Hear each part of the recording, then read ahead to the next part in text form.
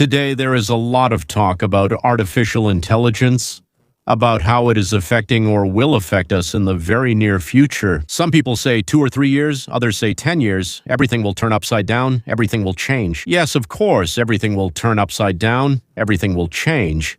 But I strongly suspect that it won't be at all the way we imagine it. And some things can actually be figured out using logic and examples from the past. So let's try to do it this way. Let's imagine a peasant, say, at the end of the 19th century, not too far back. He spends his whole life plowing the land, sowing seeds by hand and harvesting by hand. And suddenly some inventors come to him and say, "Listen, my friend, we've come up with something. You're really going to like this. A tractor, a seeder, a harvester for growing grain. You'll need 10 times fewer people, and also chicks in incubators, and eggs and chickens at huge poultry farms. There you'll need 10 times fewer people as well. We'll build farms where machines milk the cows." Well, here the peasant or the farmer or whoever else just starts to freak out. Freak out because he realizes that soon no one will need to work with their hands. Can you imagine how terrified he will be? That peasant from the end of our 19th century. How do you go on living? What do we do with 2/3 of the people? We'll all be left without jobs. Well, today we smile about it. He was afraid for nothing. Factories appeared, cars, electrical appliances, radio and television, computers. Well, millions of new jobs. Everyone whom the tractor drove off the field went to work in new industries. The peasant is a fool, oblivious. He has no future, right? He saw only the field and his own fear, nothing else. Right now, we are in the role of that very peasant. Only instead of a tractor, artificial intelligence has come to us. And people are asking the same thing. What will happen when artificial intelligence replaces us? Where will millions go? Won't we become obsolete? We'll have nothing to do, and that's the most interesting part. That it's not just the peasants who are afraid. The richest, the most influential are afraid. Elon Musk says that AI could make most jobs unnecessary. Okay. And that this will be the most disruptive technological shift in all of human history. Right. Okay.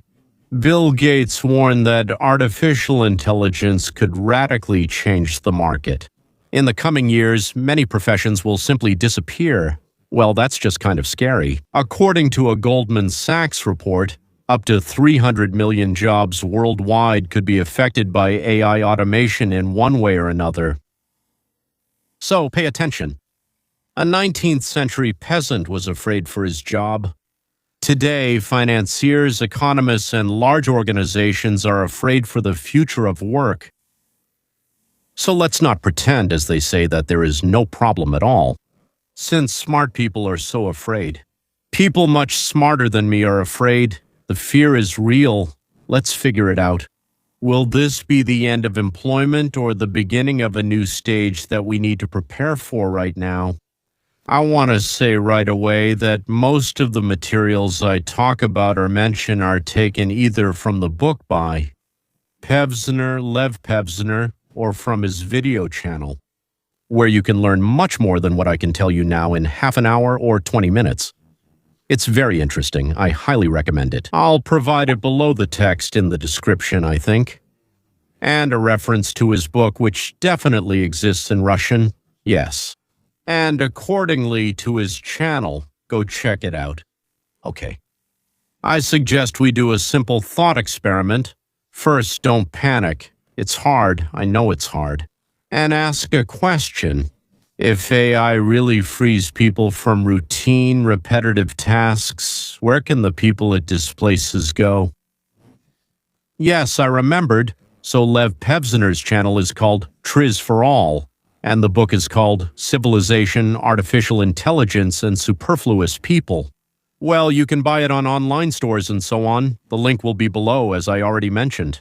To answer where people might go, you need to understand two things.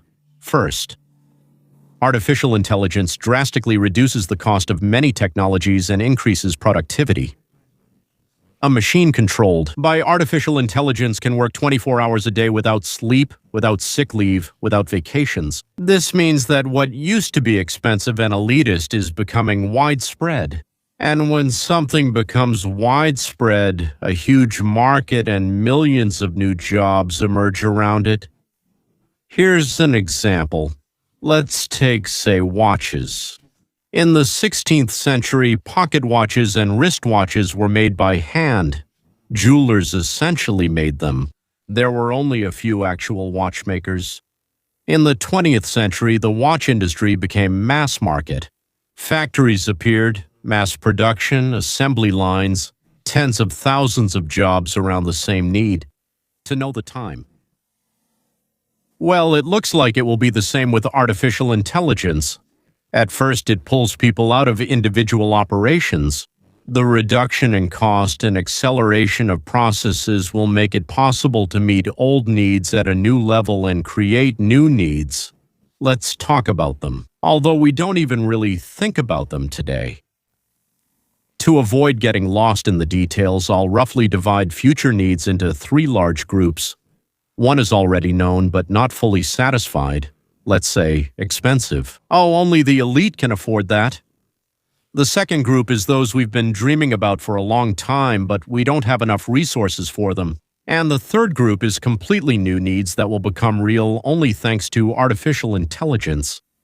And when we go through these 3 groups, it will become clear the question is not whether we will be left without work. The question is whether we will have the strength and desire to adapt to new markets. The first group. The elite becomes mainstream. Let's take something that becomes mainstream. Let's take food. Bread, milk, chicken, eggs, they have become mainstream. But there are products that are still essentially elite. Berries are expensive. Strawberries, raspberries, figs, dates, and persimmons, they are often picked by hand. That's expensive. Many seafoods, like some types of fish and oysters, are farmed, and harvesting is still limited. Coffee and cocoa require a huge amount of manual labor. Nuts like cashews and pine nuts involve complex farming techniques, harvesting, and processing. Now, a combination of robots, drones, and artificial intelligence will allow plantations to be prepared, plants to be planted, cared for and watered almost without any physical human presence. Well, let's put it this way, without the constant physical presence of people. To harvest delicate fruits carefully and without people, automatically around the clock. To expand sites, to cultivate in remote regions where it's inconvenient for people to live. Out in the middle of nowhere between the mountains, there's an amazing field, but it's hard to reach. We'll get there. What does that mean? What is expensive and available to few today becomes cheaper and more accessible. The market is growing many times over, from niche to mass market. And for this growth, engineers are needed to design these systems, operators and technicians who maintain them, logistics specialists, processors, salespeople, marketers. So AI will replace the strawberry picker. Raspberries from the bush, right? At the same time, it creates thousands of new jobs around the global strawberry industry, with better conditions than standing bent over in the field.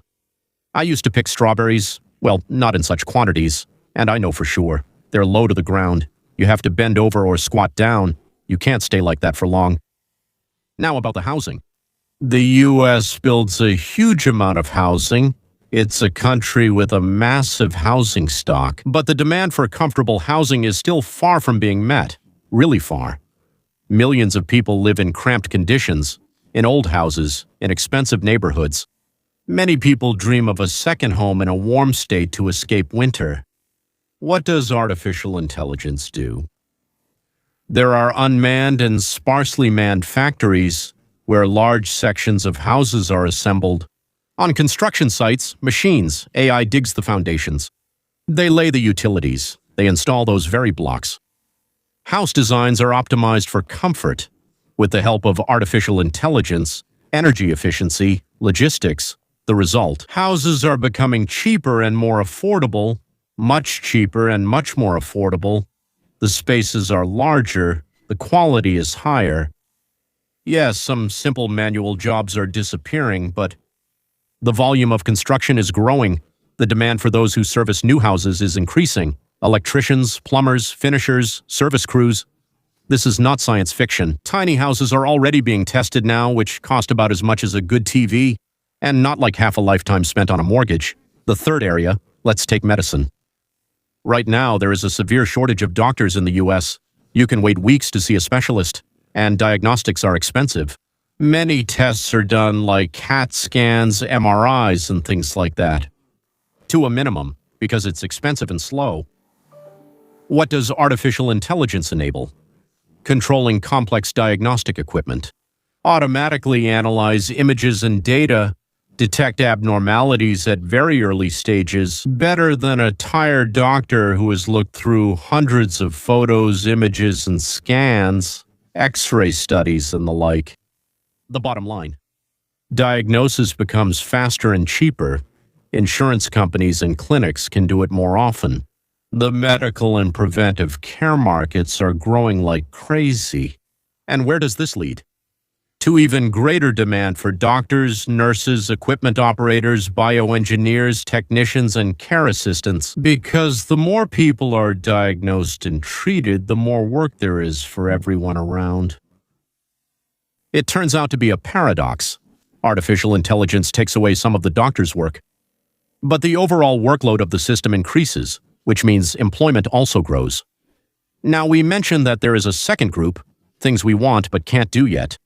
There are things we've dreamed about for a long time, but there aren't enough resources. There are high-speed trains. Japan and China have built thousands of kilometers of such lines, but the US has almost none. It's expensive, time-consuming, and complicated. Artificial intelligence can make designing, building, and managing such systems cheaper. As a result, there will be new transportation corridors, new agglomerations around the stations, millions of jobs for decades to come, energy sector. Various types of solar energy have created a market for powerful energy storage systems, and it allows them to be optimized. When and how much energy to store, how to smooth out peak loads, how to ensure reliability without a complete overhaul of the networks. This is once again a huge amount of work for engineers, installers, and service companies. Now, houses with minimal energy loss are already being built in a number of countries, but widespread adoption requires smart management systems, ventilation, climate, air, and here artificial intelligence can be the brain. And people's hands and minds design, build, and maintain. Now the third group, new needs. Things that hardly exist now but make it all possible. Alter ego for health. A system that tracks your condition from childhood.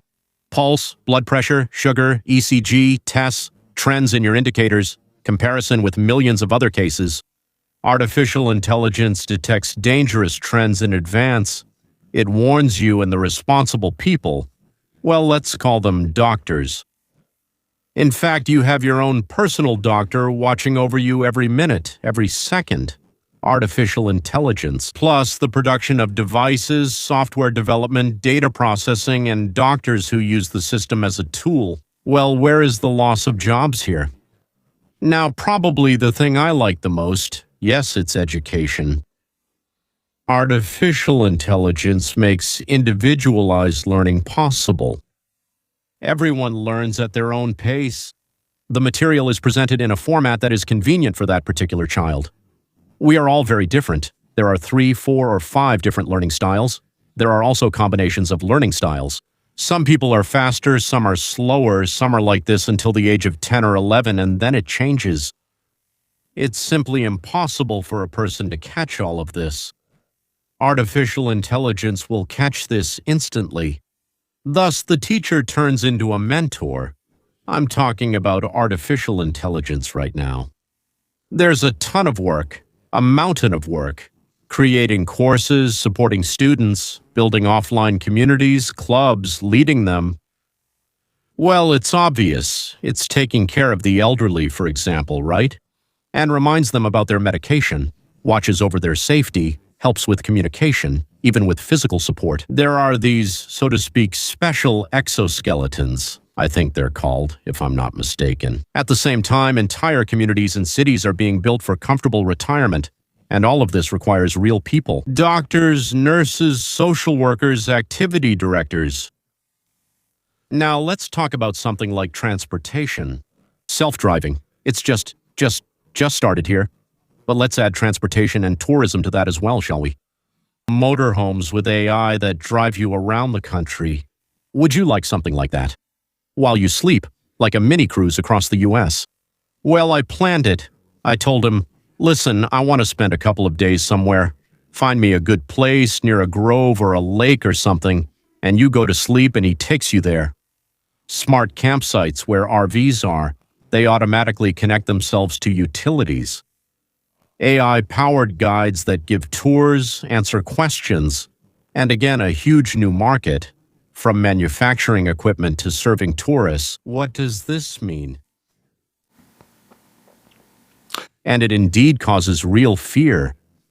This fear is shared not only by ordinary people, but also by billionaires, economists, and international organizations.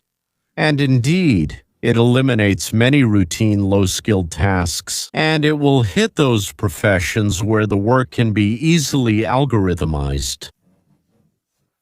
I'll say this word again. Algorithmism, algorithmized, like that. It's being algorithmized, but at the same time, it also makes goods and services cheaper. It expands the existing market, and it makes fundamentally new industries possible. The story with the farmer and the tractor repeats itself, only now the stakes are higher, the speeds are faster, and we have the luxury of seeing not just our own field, but the whole world. So the honest conclusion should be this. Those who sit back and wait for their old jobs really do risk falling out of the system. For those who are ready to learn, adapt, and move into new industries, there will be more than enough work, not too little. If someone says that the population on Earth is increasing, it's actually not increasing anymore. It's already decreasing. Unemployment as a mass sentence for humanity is an absolute myth. But mass redistribution of labor is a reality. We need to start preparing now. And here I'll say something that might sound paradoxical, with all due respect to those who are afraid of AI. Despite the seriousness of the conversation about risks, I sincerely envy those who will live after us in 30, 50, or 70 years. Well, if we don't wipe each other out by then, of course. It's not that I envy them because life will be easier for them. That's not the point. When things are easy, it's not interesting. It's because they will have much more, not less. More of what, you might ask? More health. Medicine is already changing today, and it helps diagnose diseases better than people. It analyzes millions of images.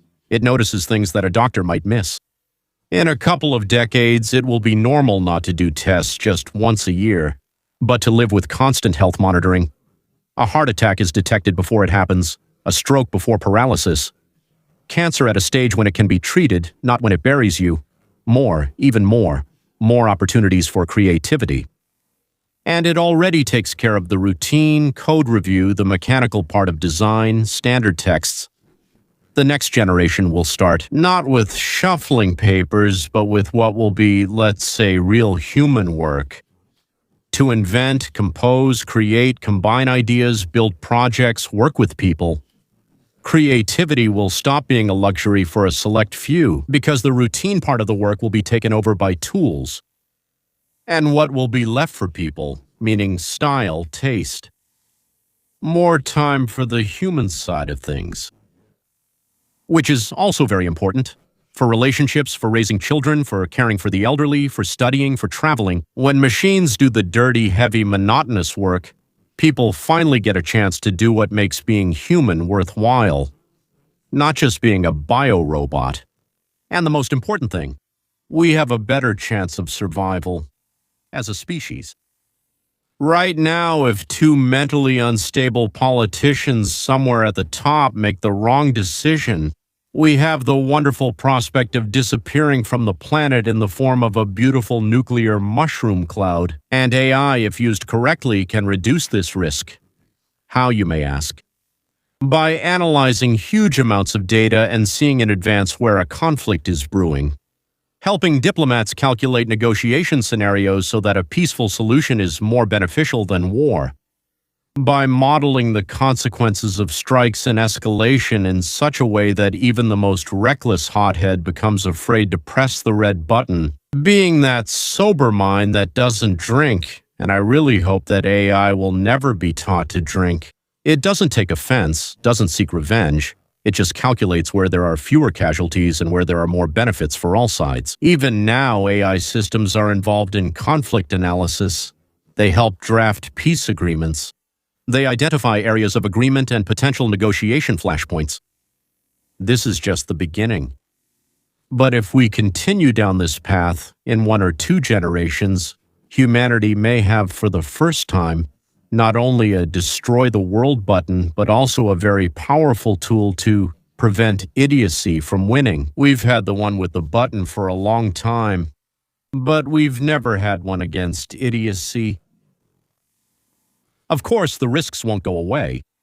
Even Elon Musk says that AI could make most jobs unnecessary. Reports warn that AI could amplify threats up to the risk of human extinction. And it's right that people talk about this openly. It keeps us disciplined. But precisely because the stakes are so high, we have a chance for the first time in history to take human conflict beyond human emotions. I want you to understand what I said. To take human conflict, of course. Who else is in conflict? Not machines, right? Beyond human emotions. Have you noticed how people can be smart, insanely smart people? They give amazing advice. But when he himself is arguing with someone, you know, right? Hey, you animal, and you... I didn't mean you at all, right?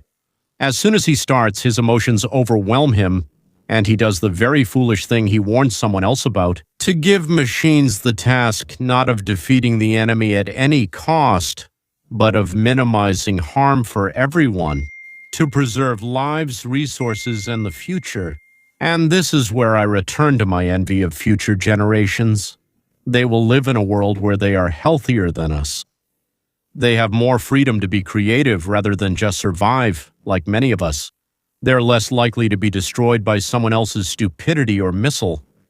Actually, both, since a missile flying means someone was stupid. Our task is not to be afraid, not to break this future in a panic. Ban it, everything immediately, right? Our task is to live through this period to the fullest. We need to take advantage of the first fruits of artificial intelligence and make sure that by the time our grandchildren enter adulthood, artificial intelligence is not a weapon against us, but a tool to protect people from their own foolishness. And then, honestly, I will be happy that I lived in a time when there was still something worth fighting for. Well, it was already clear. It was already clear what it was all for. So, on this note, we will finish, ladies and gentlemen. You can't cover everything.